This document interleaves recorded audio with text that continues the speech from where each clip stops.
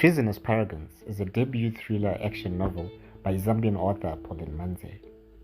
The novel follows Victor Kalenga, a Pan-African leader who has worked hard to broker the unification of Africa summit, where Africa's 54 heads of state will cast a vote to decide on the formation of the United States of Africa. With less than 48 hours to the summit, Victor receives a phone call that gets him entangled in a treasonous plot that will not only turn him into a most wanted fugitive, but cause a diplomatic storm that can jeopardize everything he has worked on.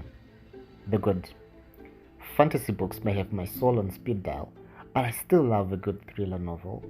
You know, the kind where each page feels like you're watching an action thriller movie. That's what reading Treasonous Paragons feels like.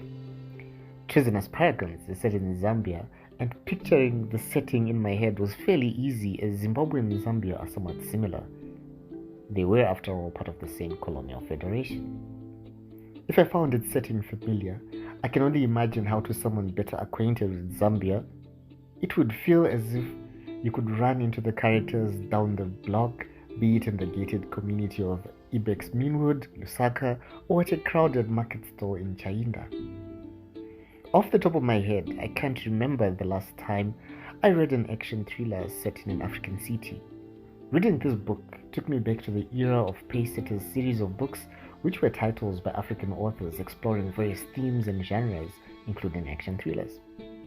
For some, reading is an escape, and Treasonous Paragons is the perfect escape, a book which isn't trying to be socio-economic commentary, but a fast-paced, thrilling ride complete with high-speed car chases, zipping through the streets of Zambia in a Toyota Spatial.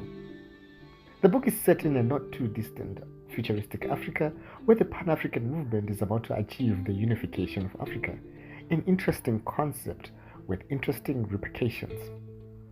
Imagine having a single person as president. Of course, small surprise, the book is a bit of a political thriller as well.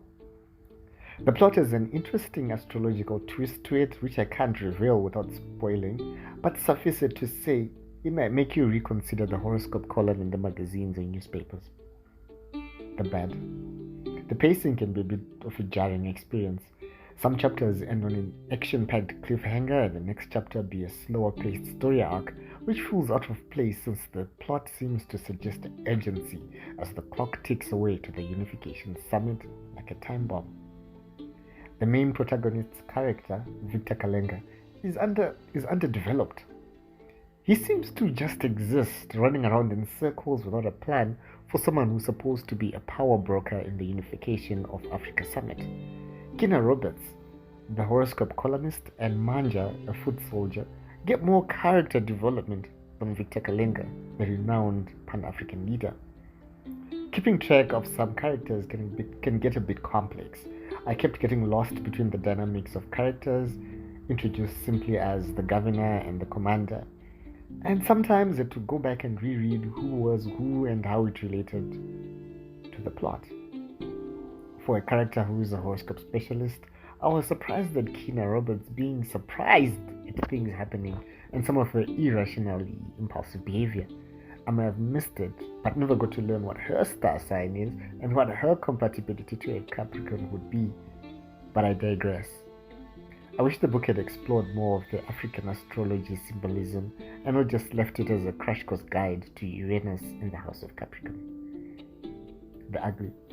Treasonous Paragons might not be a social commentary, but it still gives a reflection of how political dynamics play out. It's a numbers game, and people get manipulated to an illusory outcome which serves a few instead of the majority. Could that be what the title suggests, I wonder?